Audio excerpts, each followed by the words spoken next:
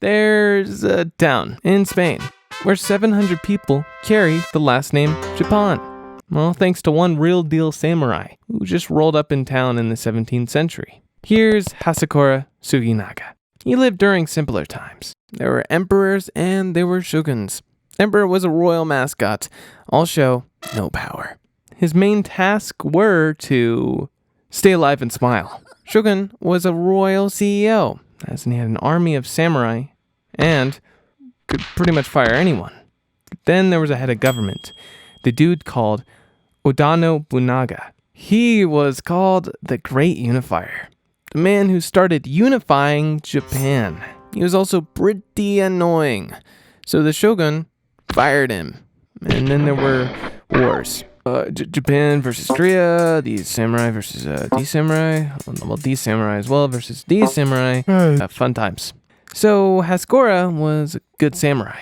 Hasekura's father was a shitty samurai because he was caught on a bribe. Historically, samurai had zero cool. So to clear the family name, both father and son had to perform seppuku. But after the father undid himself, Hasekura was offered another way to clear his name. Too bad the old man didn't know about it. Is this really necessary? What?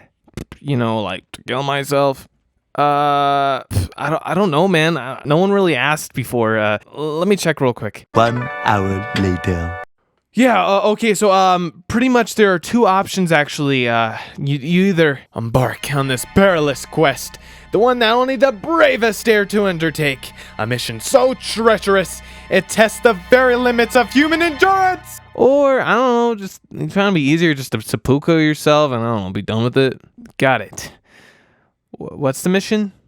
Oh, the mission? 1 second. 2 hours later. Yeah, bro, no worries. So you will have to be the head of the Japanese embassy in Europe, and the task will be to bring Christianity to Japan. I see. Yeah, okay.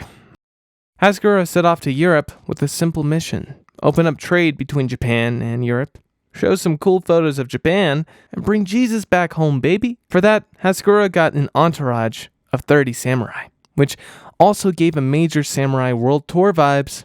The first hit the coast of California for like 3 months, then partied in Mexico for another 5. Then had a short stop in Cuba, and by the end of the year, the boys were on their way to Spain.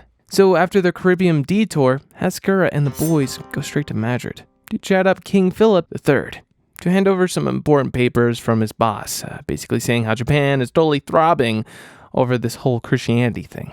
King Philip gets excited too. The next thing you know, Hasekura is baptized, and he swaps his name for something, I don't know, a bit more siesta! Felipe Francisco Hasekura. And so now Felipe works full-time on loving Jesus, while his crew keeps working on that even tan. Shout out to the fair ruler who's paying for our beers! Yes! And the Bible! The next stop on this holy road trip through Europe was Italy, where Hasekura was meant to meet the Pope himself.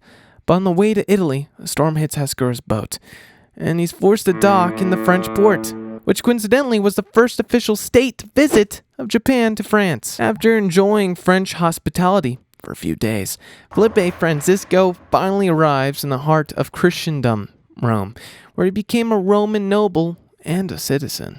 By this point, Hasekura had become a good little Christian boy, but he needed to complete the trade part of his trip.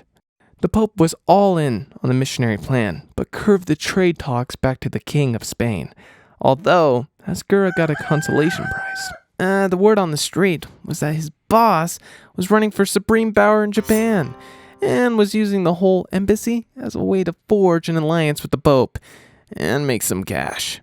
Blinded by all the attention, Hasekura heads back to Spain to crack a cold one and talk about it with the King Philip. Yo, what up, Phil? Not much, man. Just making some dough, warring some wars. Nice, nice. So about the agreement? Dude, haven't you checked your mail? Your boss pulled out like a year ago. Oh. Yeah. Hey, buddy, it's €4 for the beer, by the way. So what Hasekura didn't know is that Japan made 180 political spin behind his back. Now, the main course of action was a total isolation and zero of that Christian stuff, so 8 years of work for nothing. In 1620, hasekura returned home, and what became of him is unknown. Some say he died of illness, others that he was fired like his shit samurai father. But one thing is certain, nobody cared.